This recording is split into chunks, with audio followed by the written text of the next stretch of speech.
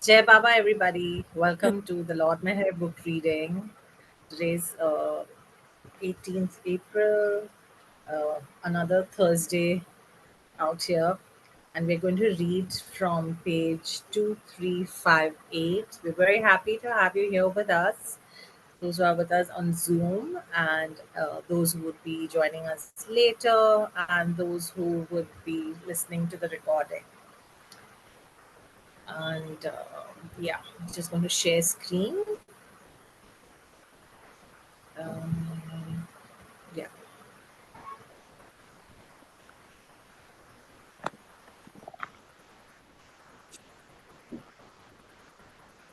just a minute.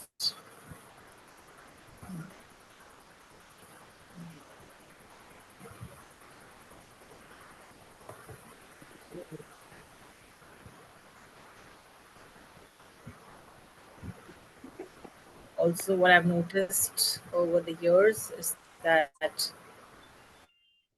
lovely messages come to Baba, which we can still relate to in today's life, and take everybody can take back something with them. So we're starting with page number 2358. And just a minute. Mhm.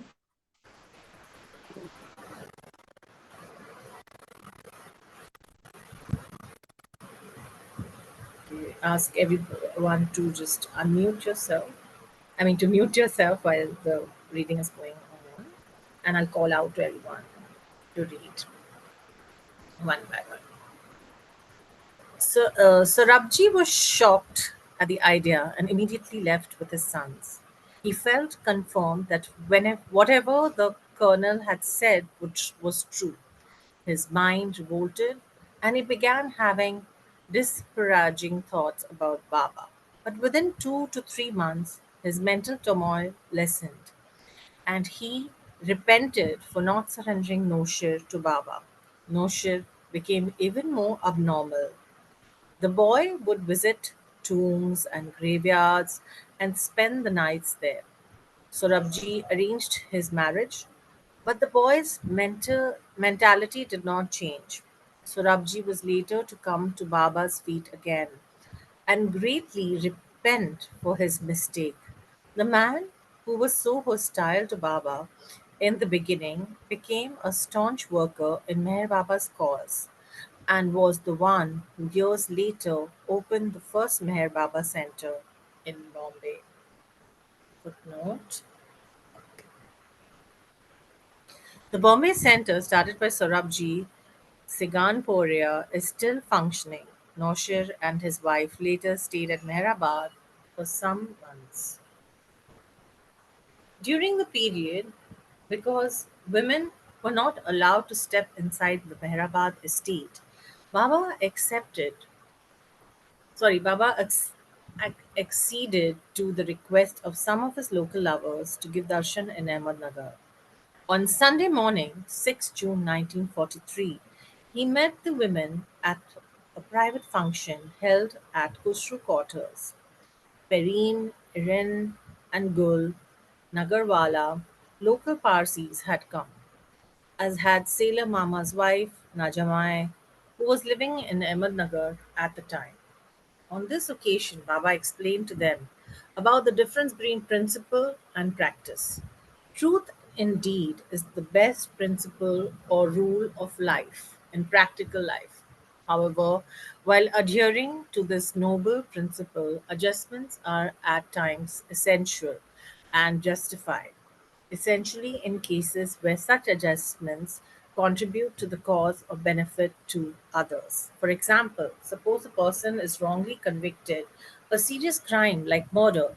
All circumstantial evidence goes against him, and the wrongful conviction entails the death penalty. But someone turns up and says something that disproves the serious charge. For example, saying that the accused was at the time of crime actually seen elsewhere or with himself, in other words, at some place other than where the actual action took place. The statement might save the life of a man wrongly accused and convicted to be hanged. and to the end. Even if something untrue may have to be said, it is absolutely justified. In that case, it is no falsehood at all. A pious man of straight principles allowing an innocent man to be thus hanged or on circumstantial evidence when a few words from him might have saved his very life and proved his innocence. And under these circumstances, worse than a man of no principles or even a considered vagabond who has the spontaneous spirit to come forward at such a critical moment and give evidence, even false, that would save the life of an innocent man being sentenced to death. Eva, could you read from here? Thank you. Sure.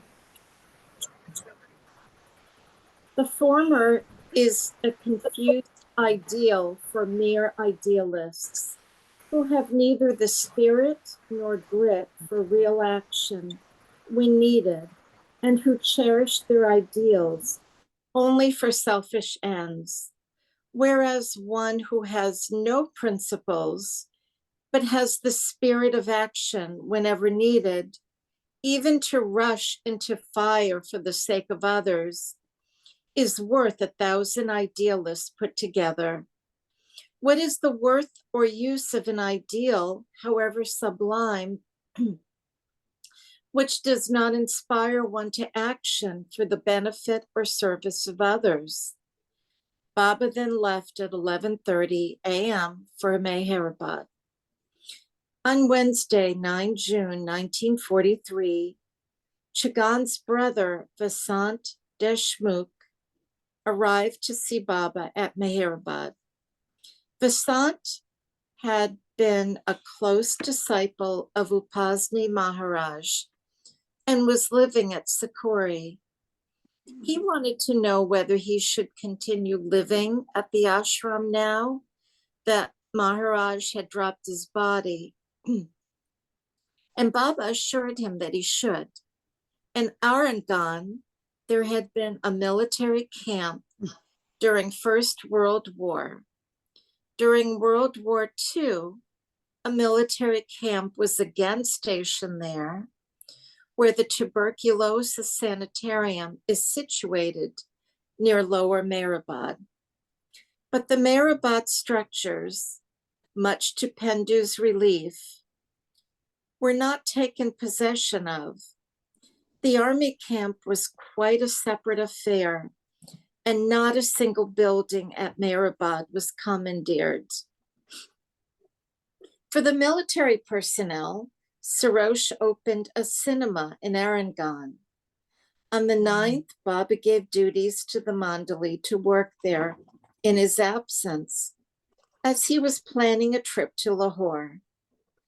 Pendu was made manager of the theater, Savak the treasurer, Padri the projectionist, while other Mandali worked as doorkeeper and sold concessions. Ghani's 12-year-old nephew, Rashid, the son of Ghani's younger brother, Abdur, Raymond, thank you, was staying with them at the time and was taught to operate the film projector. Faram, working Bakswala, was also a Meherabad resident, and he was told to do the business correspondence. Baba asked Sarosh to bring 2 English calves to Meherabad within 24 hours. Sarosh sped off to the military dairy in Kirki, Pune. The manager agreed as they gave away male calves, and he told Sarosh to send a truck to transport them. Sarosh said he would take the calves in his car. The man was taken aback and pointed out that the car would get spoiled, but Sarosh said it didn't matter. With much difficulty, he managed to bring a white calf and a black one in his car to Meherabad within the stipulated time period. He presented the calves to Baba, who gave them to Mehera to look after. She fed the milk from a bottle, and Baba too would sometimes feed them. Baba named the black calf Raja, king, and the white calf Pradhan, prime minister. Meher, with Mani's help, was also looking after the garden. And we have a beautiful picture of Raja, Pradhan, Mehera, and Baba.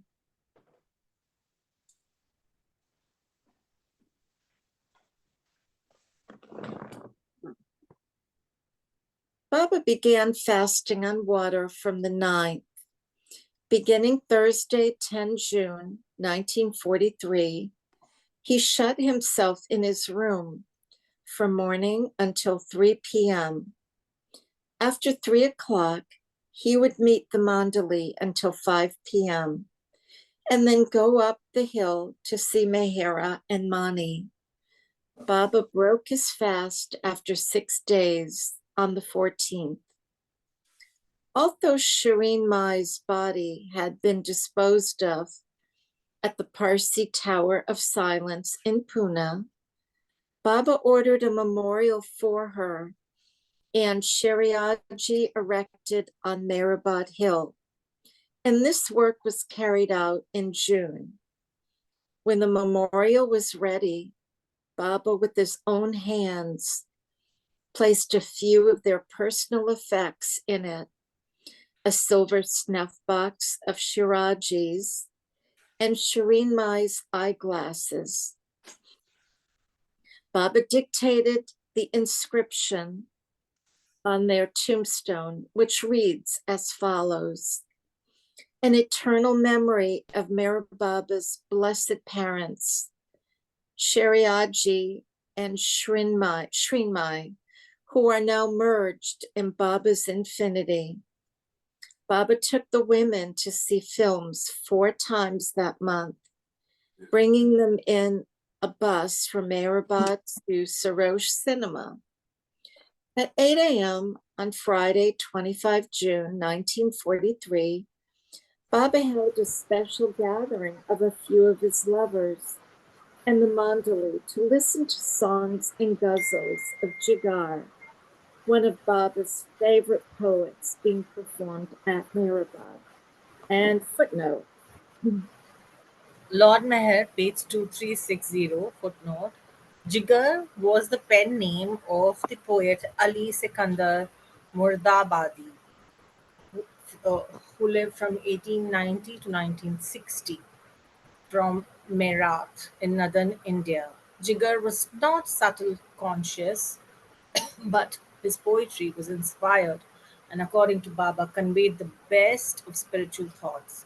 Jigar had an unhappy personal life and became an alcoholic. But in his later years, he found a Muslim spiritual master named Asgar, who inspired him to continue to write.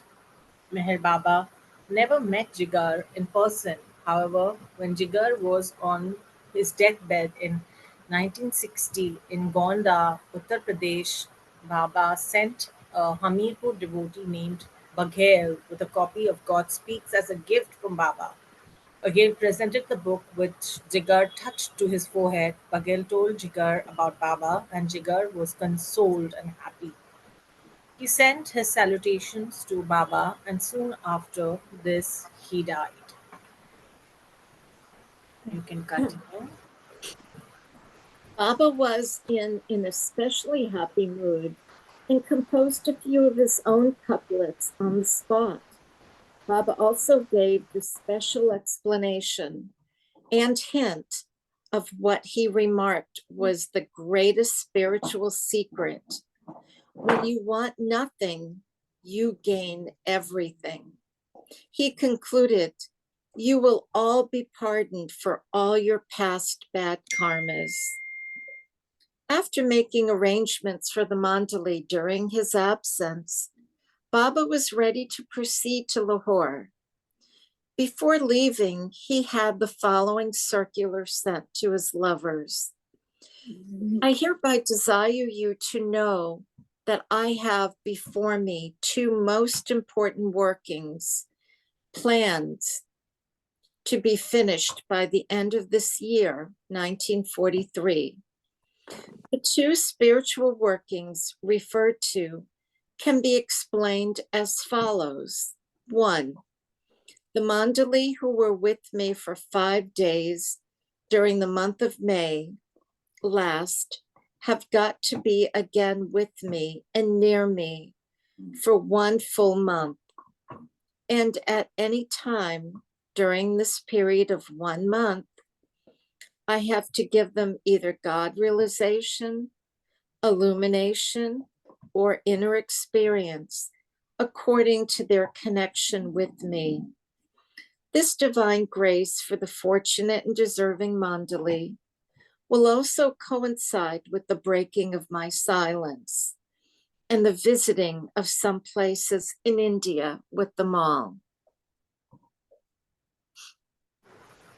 And Thank you, Eva. you, Marvel, would you like to read next?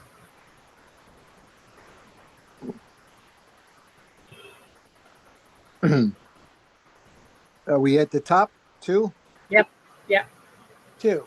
The tree of my divine manifestation is to be placed, is to be planted at Mashhad, Meshed, Iran, where it will grow and spread, ultimately covering the whole world. And we have a footnote. Yeah. In June 1931, Baba had spent a few hours each night for 3 nights in seclusion in a large sacred shrine in Mashhad.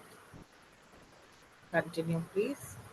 At first, I had intended to do the two spiritual workings in the order given above, which is the first in August and the second in November. But due to causes and circumstances, self created, of course, of every kind, both internal and external, a change has been necessitated in the order of the working. I have decided, therefore, to do the second working in August 1943 and the first in November 1943. In pursuance of this modification in plans, I shall be visiting Iran in August, and this journey will be via Lahore, Quetta, to Zdab and Baluchistan. I therefore want you to be prepared to join me for 1 full month, commencing on the 1st of November, 1943. Treating this as a final intimation and awaiting no further circulars, you will be well advised to arrange and adjust from now all your affairs concerning business, service, leave, and so forth. It is presumed you shall in no way interpret this as another postponement. You will plainly see in this a mere interchange, for my own reasons, of the time and period of the two spiritual workings. I want you to have full faith in the definite accomplishment of what I have stated, and to be brave in heart, treating this as the final phase of my working. I call upon you to be ready to die for God and live as God. As age noted, this was all Meher Baba's divine game. It had started from December 1942, when his 99 workers began tasting wine through his instructions to make people aware of the opening of the tavern. Baba was creating an inclination in the minds of these workers to practice real renunciation, whereby, though living in the world, they might not be of the world and carry on their work in a fitting and proper way. Thus, instability and changes in Baba's plans took place for this purpose. It was true preparedness. The work of turning the world's consciousness toward spirituality had begun, and by degrees went on increasing in the East and West as the pace of the Master's activities quickened. Baba boarded the Punjab mail train for Lahore with the men and women Mandali on Sunday, 4 July 1943 at 11 a.m. They arrived in Delhi the following night, where they halted for a few hours. Keki Desai and his wife, Dunn, had been cabled in advance to meet them at the station and arrange for their dinner. Continuing on the same train, the party reached Lahore on the 6th. Chanji had already arranged 2 bungalows for the women, one for the men and one for guests. He made all the other arrangements for their stay with the help of a local Baba Loved, Keki Desai's cousin named Homi T. Desai. In Lahore, Baba divided the 18 women into 2 different groups as follows. First group, Mera, Mani, Margaret, Meru, Rano, Kitty, and Walu. Second group, Dowla, Irene, Katie, Carmen Masi, Khorshed, Mansari, Naja, Pilamai, Sila, Sultun, Sunamasi, and Meru's brother Jangu. Baba stayed with Mera's group in a small bungalow at 6 Emrit Kuti, Garden Town, 7 miles from the sea. He would visit the Mandali daily. Masaji kept watch during the day and Krishna at night. In the other women's bungalow, not too far away from Garden Town, Kalamama was on watch duty during the day and Venkoba Rao at night. At one point, Venkoba Rao went to visit his family in South India and then returned. For his own reasons, Baba never visited the women at the other bungalow, and they were not even to look towards Baba's bungalow. The women from MEHER's group would visit them twice a week, and they would come to Baba's bungalow on Sundays when he was not present. But any talk of Baba and his work was forbidden. If any message were to be sent to the other household, it would be sent with Margaret. Some days later, Nacha was transferred to Mera's bungalow, and Khorshed Irani of Lahore was included in the other household. Khorshed was a good swimmer, and she, along with Margaret, gave the women swimming lessons in a local pool. It is possible that this division of the women Mandali into 2 groups had something to do with the eventual partition of India and Pakistan. Baba was often hinting that such a partition would take place. India will be cut up into 2 parts and rivers of blood will flow, he once stated. Among the men Mandali and Lahore were Anna 104, Baidul, Chanji, Ghani, Gustaji, Kaka, Kalamama, Krishna, Masaji, Nilu, and Vishnu. They were staying in a house in 294 Garden Town. Jal Kerawala, Babadas, Adi Sr., Gulmai, and Deshmukh were occasional visitors and stayed in a small cottage on the property, and Don came once in July.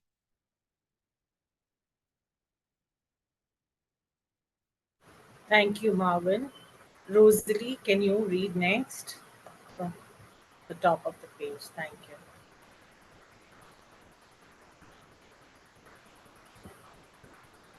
Adi Jr., Chagan Ferram, Murli, Padri, Pendu, Savak, Sidhu, Slamson, Sailor Mama, and his son Dinshaw were among those at Mehrabad. Another was A. Mudaliar Kupuswami, who had met Baba in Bangalore and joined the ashram in 1942. Kupaswami was ordered by Baba to be on silence, and he stayed in Mehrabad for a year or so. Erich was staying with his family at Bindra House, as were Sarwar and Nagu, who, as mentioned, were in Pune for their education. Jangu, too, was later sent to Bindra House. Naju and Adi Katwal had also been sent to study in Pune. They were staying in hostels at their schools in Papa Jesawala's charge. Their sister, Hilla, was still studying at Secunderabad. Sampath Iyengar, 66, died in Madras on 29th June 1943. Baba was informed in Lahore, and on 5 July, cabled this reply to his family. He has joined me in infinity. It was extremely hot in Lahore in July, 109 degrees and above, and August was worse. Ranu and Margaret would try to keep the paved stone floor of their bungalow cool by wetting it with water. Due to the heat, Baba permitted the women to wade in the canal, and a spot was selected where no one could see them. The women were also swimming in a local pool. Mani did not know how to swim and was learning from Khurshid of Lahore. One day in the pool, Khurshid was so engrossed in her conversation with another woman that she forgot that Mani was in the water next to her. Suddenly, remembering, she looked around and was terror-stricken to find Mani not there. All loudly shouted Baba's name in alarm, and Khurshid pulled Mani up by her swimming cap and helped her out. The electricity in Baba's bungalow suddenly went out one night, and Baba directed Rano to telephone the authorities concerned. Rano was, of course, a total stranger to Lahore and wondered whom to contact and where to find the phone. She moved about here and there in the dark, and at last went to a neighboring bungalow and knocked on the door. She asked the owner if he had a telephone she could use and was shown in. Rano phoned the power company and then returned to Baba's house. Seeing her, Baba frowned. "Why did you take so long?" Rano, "I did not know where a telephone was." Baba, "Why didn't you acquaint yourself with such information beforehand?" Rano, "How was I to know the power would be cut off? It is a common enough occurrence here. If you don't know that, what do you know? You should be more careful about such things. I often go out for must works, and if you are not alert in my absence, what will become of the women? They lead a secluded life, and you should be mindful of outside things such as this." Rano had learned by now that the best thing to do at such times was to keep quiet. By this incident, Baba showed her that he wished her to develop foresight. Practically the moment Baba reached Lahore, he started doing his must work. He would walk miles on foot in search of must in the town and surrounding places. Because of the intense July heat, walking for miles on end was exhausting. Because when the local populace would take refuge in their houses in the afternoons for a nap, Baba would go outside in the streets. The divine beloved would be wandering about in the hot midday sun in search of his lost lovers. Baba would cover his head with a wet cloth and start off on foot with Baidul to contact must. Baidu would carry a canteen filled with water, but the water would get warm within minutes. The heat was so strong. Baidu would often soak his shoes in water before going off to hunt the musk. But Baba never slackened his pace, nor shirked his duty even under such harsh conditions. One by one, the members of both the men and women's group fell ill on account of the heat. Although Vishnu had a fever, he continued to do the marketing for the women. Except for Baba and Baidu, all the men and women got sick in Lahore. And Baidu was only spared because Baba wished him to be available for his must works. Naja and Katie would cook in the other bungalow and send the food to Baba's bungalow. One day, with Baba's permission, bhujas were ordered from outside.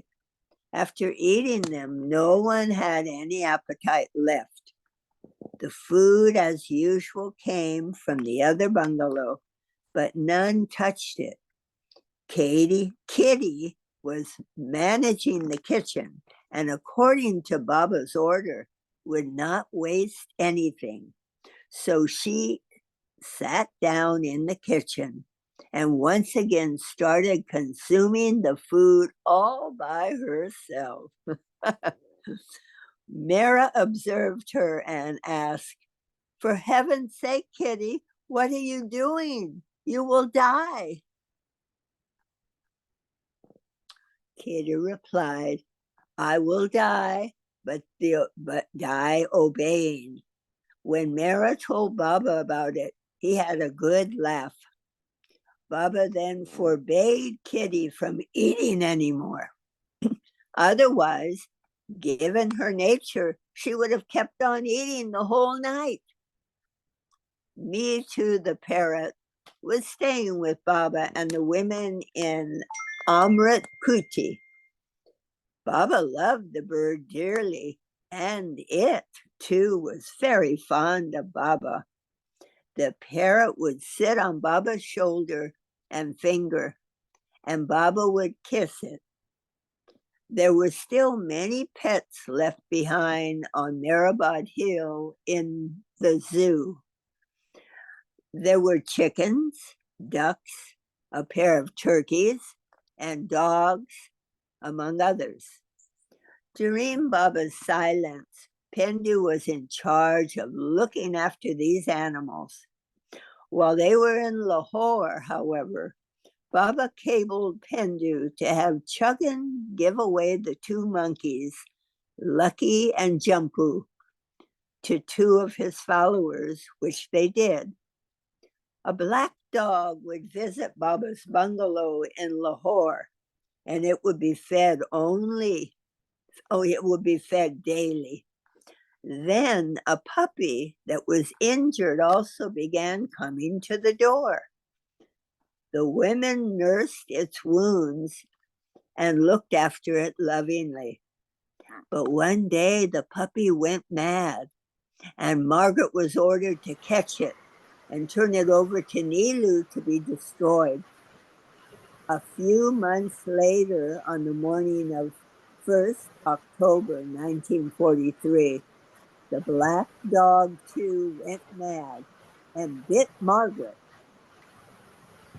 Footnote: Margaret had to undergo a series of painful rabies injections after being bitten. Continue, please. Krishna was resting after his night duty when the gardener came at 7 a.m. and told Krishna that Baba wanted him immediately. Baba was standing with Margaret. The dog was lying nearby. Baba pointed to the dog and ordered, "Take this animal away." It was difficult for Krishna to capture it, as it had already bitten Margaret. Hesitant to get near it and be bitten, Krishna devised a yoke of bamboo. Quietly approaching the dog, he held its neck with the bamboo and tied a rope around it. Baba ordered, Take the dog 20 miles from here. Krishna replied, that is not possible, Baba. The dog is mad, rabid. Baba was adamant. It is my order. Krishna expressed his inability to transport the dog so far. Baba looked disappointed and dictated, all right, take him 11 miles and be certain to count the miles carefully. Baba went inside without giving Krishna a chance to protest further. Krishna got on his bike and, using the rope to pull it and the bamboo to keep it at bay, he led the dog away. It was an arduous task. Using small pebbles, he counted off the miles. It took him 5 hours to bicycle 11 miles. There was a small pond of water, and Krishna took the dog near the water to give it a final drink before letting it go. As soon as the dog touched its mouth to the water, it died. Krishna was peeved. If the dog was to die, why not kill it back in Lahore? He wondered. Why go all this trouble of dragging it 11 miles away? Leaving the carcass, Krishna returned to the bungalow. It was almost 2 in the afternoon. Neelu was waiting to inform him that Baba wanted to see him. Immediately, Baba was walking on the veranda. Did you leave the dog? He asked. Yes, it died. Baba was very happy. You went 11 miles? Krishna nodded. Did you count the miles with the stones? Krishna nodded. Baba smiled, gesturing. I am very happy. You have done a good job. Go and have lunch. Krishna stood still. Baba, what is this? He asked. Why did you want me to take that dog 11 miles away? Baba gave him a kick and twisted his hair. Get out, he motioned. Go, get out of my sight. Krishna, however, stood outside the gate. Baba asked him what he wanted. And Krishna said, what was the reason, Baba? Tell me. First, you told me to go 20 miles, then 11 miles. After I took the dog all that way, it died there. If you wanted him dead, I could have killed him here in 5 minutes. And Baba said, what? Wait a minute. Why did he make me go all that trouble? Oh, so Krishna is continuing. Why did you make me go all that trouble? What difference did it make where the dog died? What work were you doing? Baba called him back and motioned to him to take a stick and draw a line on the ground. Erasing the line with his foot, Baba indicated to draw another line. That's correct, he gestured. Then Baba revealed, in the future, India will be divided into 2 countries, India and Pakistan. This will be the boundary line between the 2. 4 years later, at the time of partition, Krishna recalled Baba's words. A dispute arose over the exact boundary line, whether it was to be 11 miles or 20 miles from a certain point. Baba had brought with him from Ahmednagar a lowly sweeper's son named Amir Sayed. His sister was working for the women, and she had asked Baba to keep her brother. Baba kept this poor boy in regal style, and Krishna was assigned the duty of serving him. Baba appeared to be very fond of Amir and pampered him. According to Krishna, at 5 p.m., if Amir would declare it was 5 in the morning, Baba would say he was correct. Every Saturday and Sunday, Krishna had to escort the boys 6 miles away to the movies. Krishna purchased the ticket for Amir, but he himself, though also young at 18, was not allowed to go inside the theater.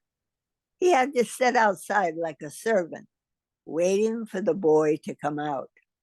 One day, as they were returning after the movie, a truck passed by and raised a cloud of dust, which settled on Amir's fine clothing and got into his eyes. The boy became indignant. "The dust is flying in my face," he shouted. "Why are you taking me on this filthy road?" Krishna said, "This is the only way to the cinema. There is no other route." Amir was not consoled. He shouted abuses at Krishna until Krishna could bear no more. "You bloody little black bastard," he cursed. "If I weren't with Baba, I would cut you up into little tiny pieces and throw you away into the garbage pit. Is it my mistake that a truck passed by and raised a cloud of dust? Could I have prevented it?" Amir went straight back to the Mandalese bungalow and ran to Baba and began to cry in front of him. Amir complained bitterly about Krishna. Baba immediately sent for Krishna and asked, "Why did you take the boy via such a bad road?" Krishna retorted, "He was shouting at me, cursing me on the road. Am I to build his little highness a special highway?"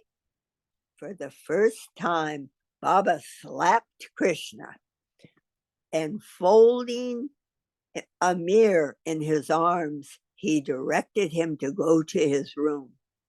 When Amir left, Baba motioned to Krishna, "What are you thinking?" "Baba, I am wondering what you are doing. I was not at fault. I did not commit any mistake, and you still struck me." Baba said, "You hate him because you are a Brahmin and he is a sweeper. To banish this hate from your heart, I have purposely given you this work of serving him. You should be thankful to Amir for helping to eradicate this prejudice from inside you. You hate him, and you also envy him. He does not hate or envy you. This shows that Amir is a true Amir, nobleman, while you are the pauper." Then why is he so demanding?" asked Krishna. "Were he not so fastidious, how could your hate have manifested? To bring this hate to the surface, I have given you this work. Amir does his work well. If the poison were not taken out, you would die. He is benefiting you, but you have no idea of it." Baba caressed Krishna, reassuring him, "Don't think about it any further. It was for my work. He is a Muslim and you are a Hindu. There is some work I must do between you two. By thrashing you, I did some important work. Now forget about it." During this period in Lahore, Baba once warned Krishna that during the night watch, while he took his rounds around the bungalow, he should be extra careful and always carry a stick and a flashlight with him. Baba repeated this warning 3 times, and Krishna was puzzled at his repeated emphasis on the point. When Krishna saw Baba at night, Baba again harped on the same thing. Therefore, Krishna was most careful that night, but nothing happened.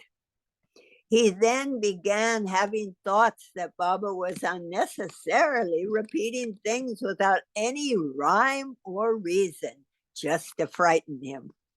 The next night, also, when he was with Baba, Baba brought up the subject. Somewhat irritated, Krishna said, "You've told me this before, Baba. What is the use of repeating it?" Baba scolded. "There is a reason. Otherwise, why would I waste my breath? Now repeat it to me 3 times." So Krishna repeated 3 times, "I will be cautious at night, and when doing the rounds, I will always carry a stick and torch, flashlight, with me." Despite all this, Krishna failed to take Baba's warning seriously. One night, when he was walking on his rounds outside, he spotted a large black cobra in the garden near some banana trees. Krishna picked up sand and threw it toward the cobra, making the snake turn and come for him. Whereupon Krishna struck it, breaking its back, then finally killed it with his stick. The noise made Baba step out of his room. He inquired, "What happened?" Krishna replied, "A big black cobra." Baba did not ask anything more, and Krishna now understood why Baba had warned him so tirelessly.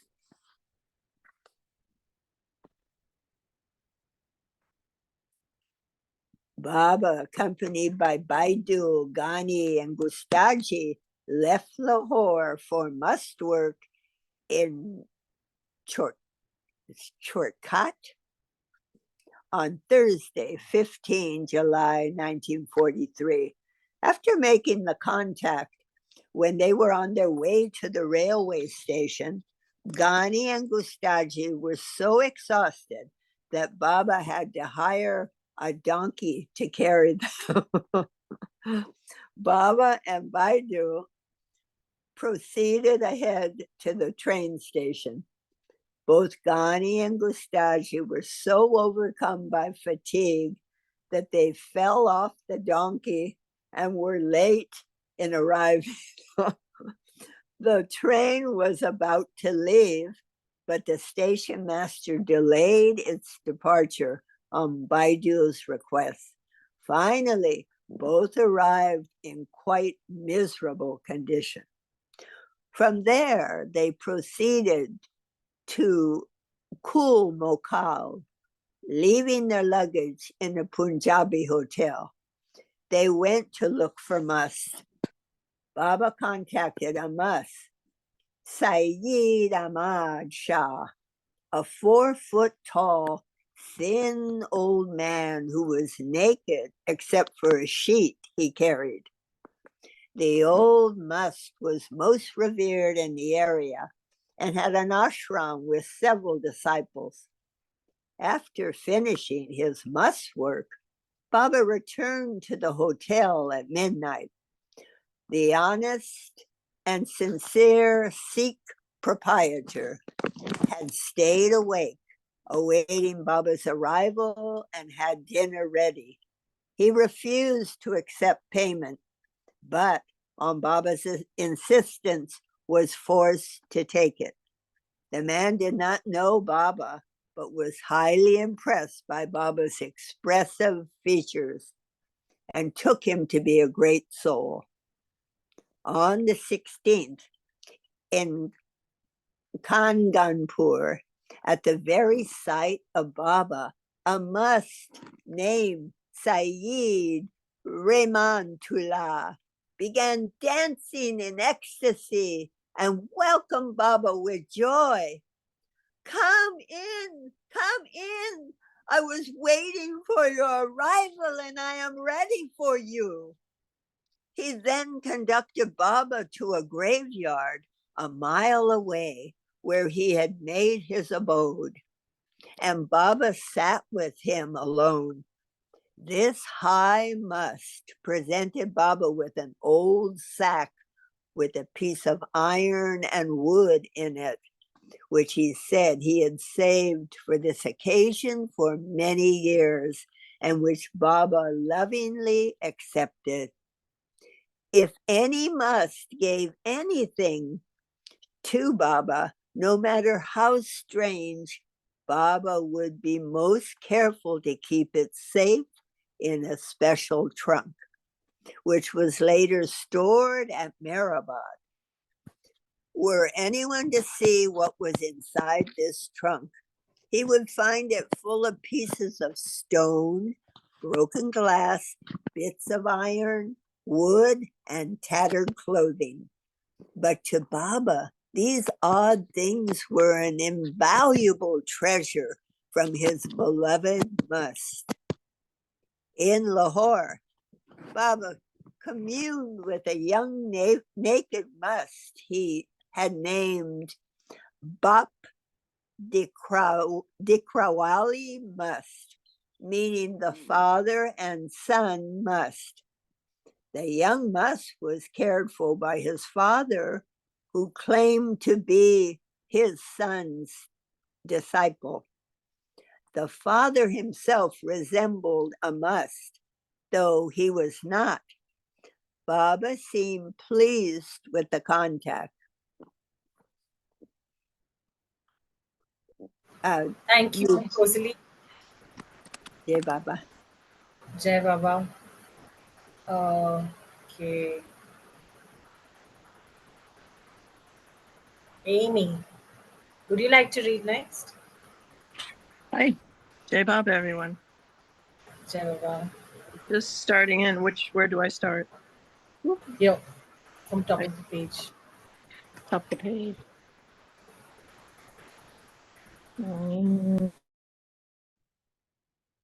Nope, I'm not seeing it. Oh, there it is. Baba went to, or near Lahore. Near Lahore, Baba contacted a very rare seventh plane God-realized Majub called Shahabuddin. Baba bathed him, and the Majub led Baba to a secluded spot where they could be alone. Baba went to Rawalpindi on Friday, the 23rd of July, 1943, with Ghani, Baldul, and Gustaj. Adi Sr. arrived the next day for a 10-day stay and accompanied Baba on his mosque tour.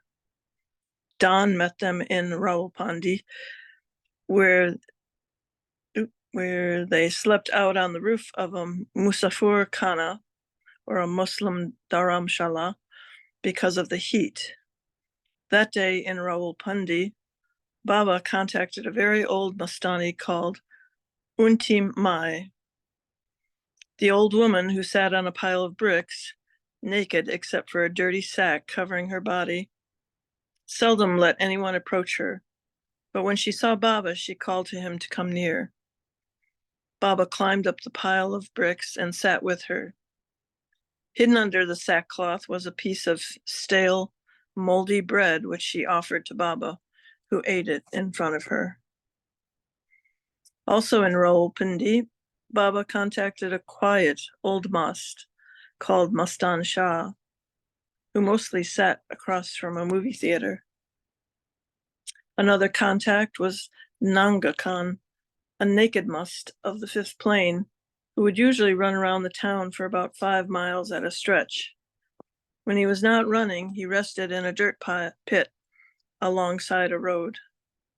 The must acted like a marathon runner, and if he did walk about the city, he always walked in circles. This must liked to ask for money, and when given it, threw it away into the street.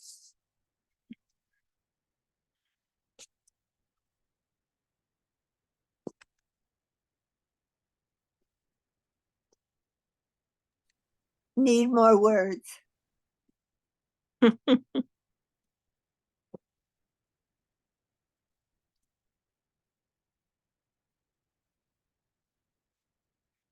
After contacting the must, Baba sat for 3 hours alone in seclusion on a hill at a place called Satra Mil, 17th mile, on the road to Muri. Baba and the men returned to Lahore by 27th July. As Baba was traveling in search of musts, even in the war were rapidly even events in the war were rapidly developing. At the beginning of July 1943, Hitler not only suffered a defeat with the collapse of his massive offensive in the east, but also the Allies landed in Sicily. 2 days after Baba's most recent must trip, Mussolini resigned after 21 years as dictator of Italy. Jai Baba.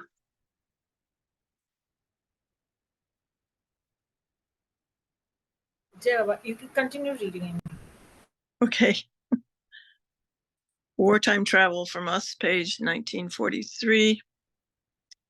Victoria horse-drawn carriage was hired in Lahore to take Baba and some of the women to the movies. The driver did not know who Baba was, but seeing that he was silent, the driver would talk with them through hand signs. Baba, in turn, would reply with hand gestures. Although they told the man to speak, he would not. Baba understood his signs, and he understood Baba's. While gesturing, the driver's whole body would shake and wiggle, and Baba greatly enjoyed talking with him. Baba took all of the women to a film on 29th of July, 1943, in a bus arranged by Homi Desai. Arrangements for acquiring passports and visas for Baba's trip to Iran were made in Lahore, but it was not easy to get the work done quickly. Chanji was sent to Bombay for this purpose, but he too could not succeed as travel had drastically come to a standstill during the war. Chanji returned to Lahore with the disappointing news on 30 July. Chanji, of course, would have succeeded had Baba wished, but Baba had other plans in mind. A meeting was held in Lahore on Sunday, 1st of August, 1943, to review the situation. Adi Sr., Jal Karawala, and Ghani attended.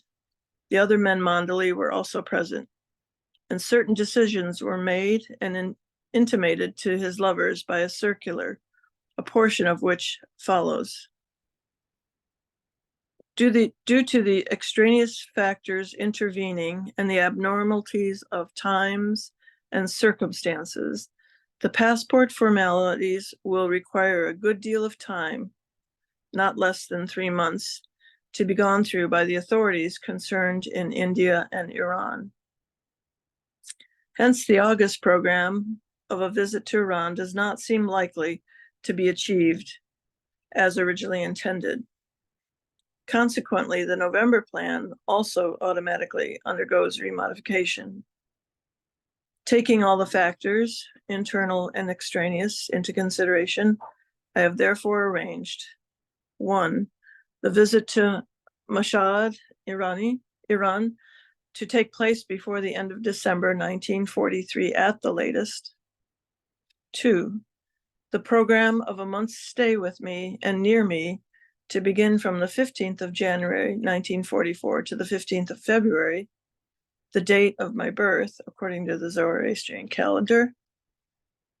Unaware as you are of my reasons and purposes for the ever-repeated postponements in the breaking of my silence, and for my apparently giving vague promises which are likely to create doubts in the weak ones, but add strength of test in the strong ones. You should be aware of my methods of working, as that I always allow things to shape themselves out in the natural course, and I seldom put my mind into bringing about merely mundane results.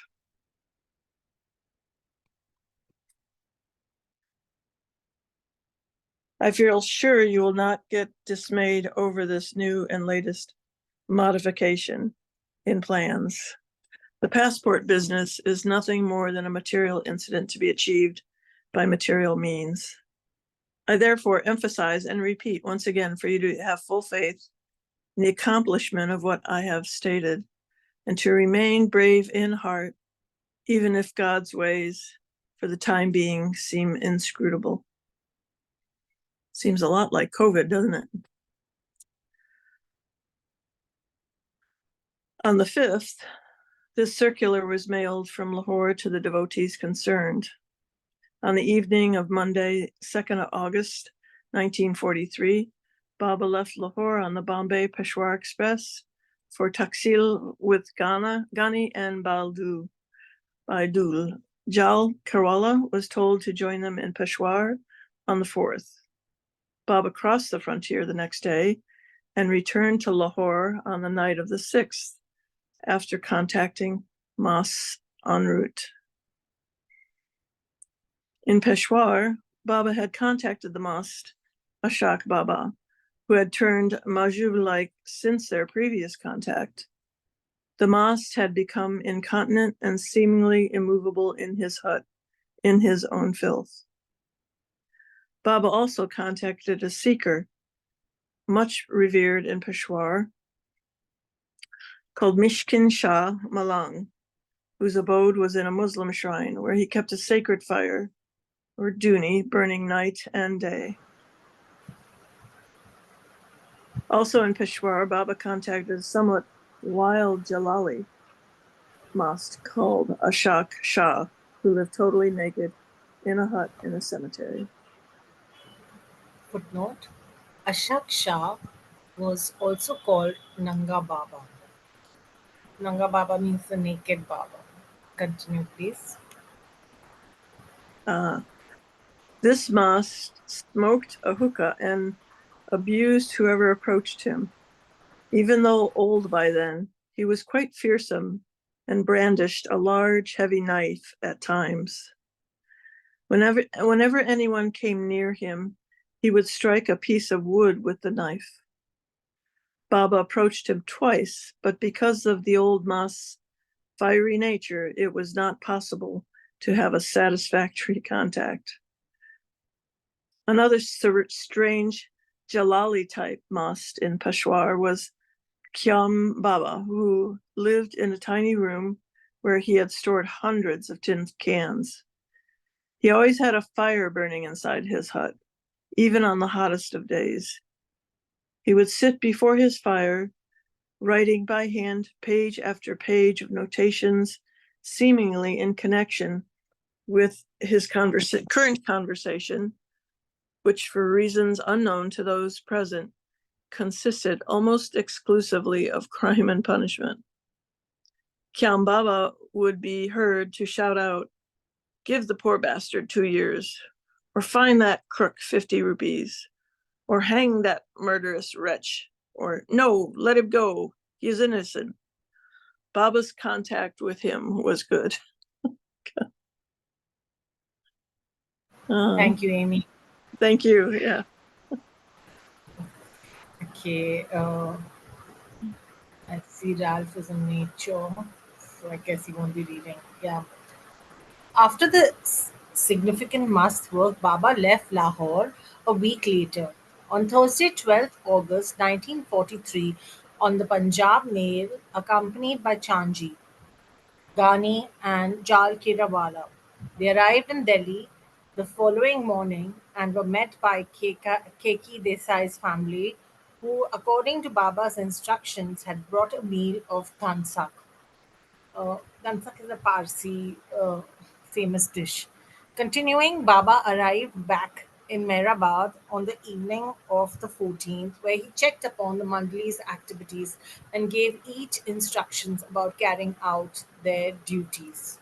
On this note, we shall end this reading today on page number 2373, and we should begin next week at 2374. We will have a short discussion right now, and thank you everyone for joining us. You can stop the recording, Marvin.